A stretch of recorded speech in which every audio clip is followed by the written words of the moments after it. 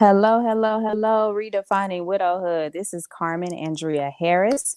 I am the creator of Redefining Widowhood. I am also a certified grief counselor, certified life coach, and I have been on the journey of widowhood for the past 5 years.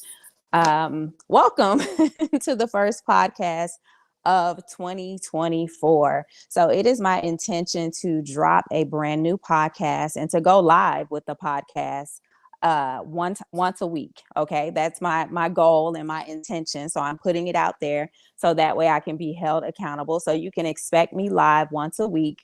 Once I get into the flow, I'll set a definite date and time. That way you guys can mark it off on your calendar and we can engage together live, because I really want to connect more on a live basis with you all. So here I am. So, and the reason why I'm calling this a podcast is because it is audio. I really have fallen in love with the format of the audio videos. I feel like I can deliver the message without any distractions. Yes, I will still be doing videos where you can actually see my face from time to time, but I will be dropping a podcast, an audio only stream once a week. So you can look forward to that. So tonight, we are going to be talking about how to trust the Lord in widowhood. How to trust the Lord in widowhood. We know, because we are on this journey of widowhood, that widowhood can definitely affect our faith.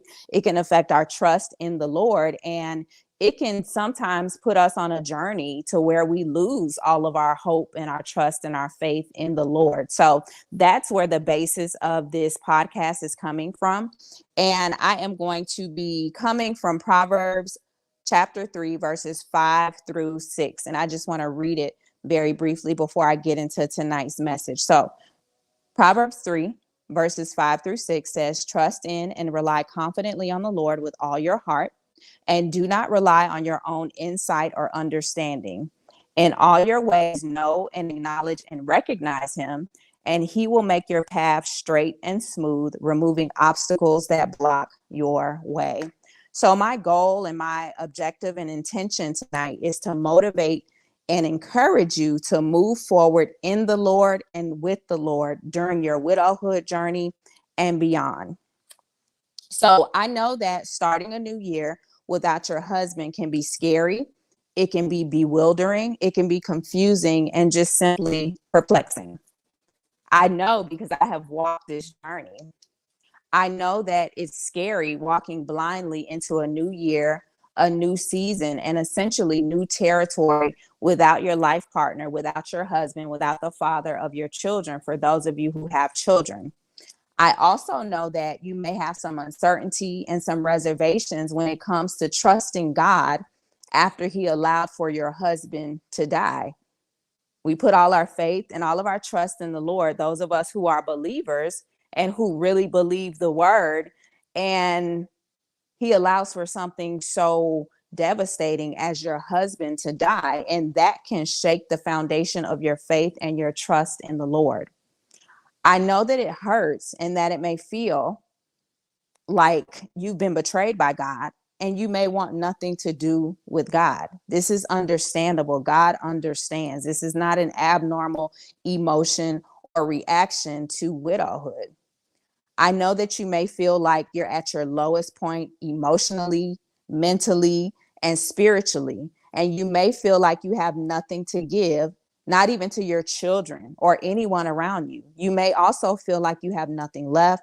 You may feel like all faith and hope for the future has been lost. I know that because you feel like you're on E, like you're at your breaking point, like you have nothing else to lose, that you're at the perfect place to totally and fully surrender to God and to trust him to put your pieces back together again, to trust him to mend your broken heart, to trust him to give you beauty for ashes, to trust him to give you the oil of joy for your mourning, and to trust him to give you the garment of praise for the spirit of heaviness.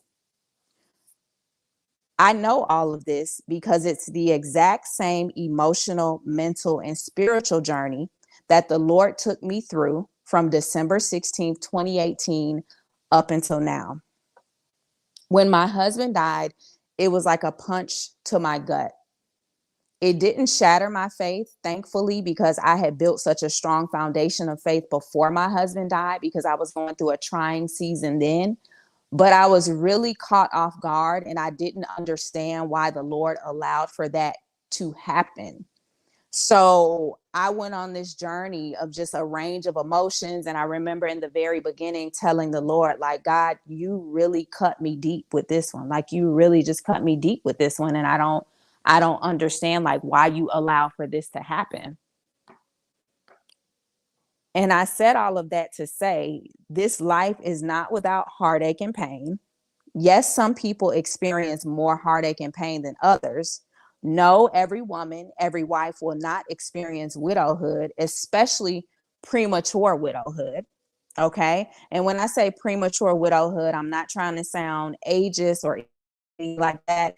It's just the reality is that none of us are going to make it out of here alive. But our hope and our prayer, I believe, for the majority of us is for us to live a long life.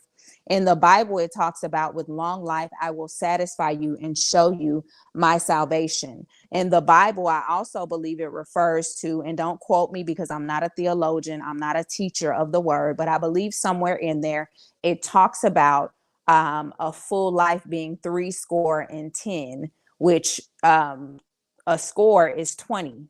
So 70 would be 20, 40, 60, and 10, 70. So a full life, according to Bible standards, is 70 years. Yes, people live well beyond that. Like my grandmother lived 80 plus years, almost to 90 years old. So there are people who live well beyond that, but a full life is considered 70 years old. When I say premature widowhood, I'm speaking from that perspective. So not every woman, not every wife will experience widowhood, especially premature widowhood. For me, I became widowed at the age of 38, which is like some women haven't even gotten married at 38.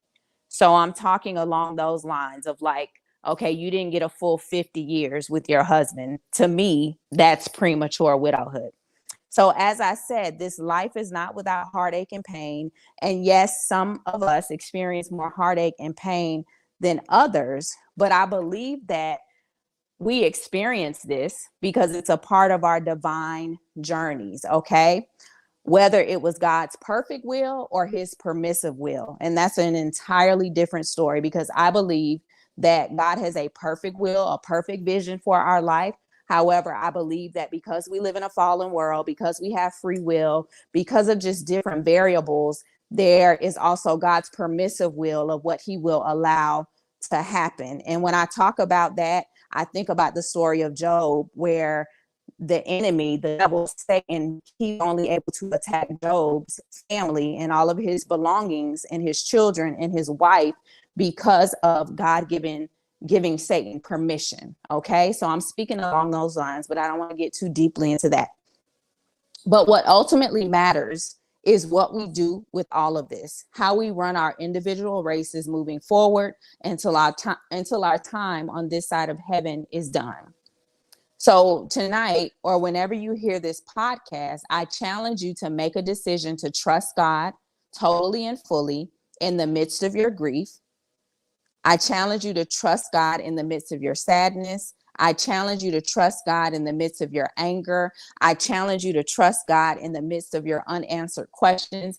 I challenge you to trust God in the midst of your resentment, your disgust, your weakness, and any other emotions that you may be feeling. Trust him with your feelings. Trust him with your thoughts. Trust him with your questions and your uncertainty. Lay it all at his feet. Be honest with him and tell him you trust him, even if you don't necessarily trust him yet. Okay. We have to call those things that be not as though they were. Okay. Tell him you trust him to lead and to guide you on your pathway moving forward, whatever that pathway looks like for you, because he already knows. Okay. It tells us in Jeremiah 29:11 that he knows the plans that he has for you. Okay. He is the sovereign God. He knows our end from the beginning. So just surrender and put your trust in him, especially while you're at a place where you have nothing else to lose. Put your trust in the sovereign God and just trust that he will guide you and lead you moving forward, whatever that may look like for you. 5 years ago, you could not have told me that I would have had a ministry and a community and a coaching and a counseling business and brand for widows. Like you could not have told me that. And I look at redefining widowhood and me becoming certified in grief counseling and life coaching. I look at that as a way of me and God repurposing my pain and giving me beauty for ashes. No, it's not ideal. No little girl says they want to have a widow's ministry when they get older. However, time and chance happen to us all, and it's about what we do with the pain, the hurt, the disruption in our life. It's about what we do with it that really matters. So I pray that this motivated you and encouraged you wherever you are at on your journey. Now, if you would like to work with me privately, because as I said, I'm a certified grief counselor and a certified life coach, and my vision is to help women to move forward and to find and create a pathway for joy after death, loss, and major life transitions. I have done it with the help of God, with the help of investing in myself and investing in knowledge, and just turning my lifestyle around and making a decision that I was going to get up after life knocked me down. And I am very passionate about helping other women to do that. So if you would like to work with me privately as your grief counselor or your life coach, I want you to go and schedule a consultation at redefiningwidowhood.com. So thank you so much for tuning in. I will talk with you next week around the same date and time. To your healing, restoration, and joy, this is Carmen Andrea Harris of redefiningwidowhood.com.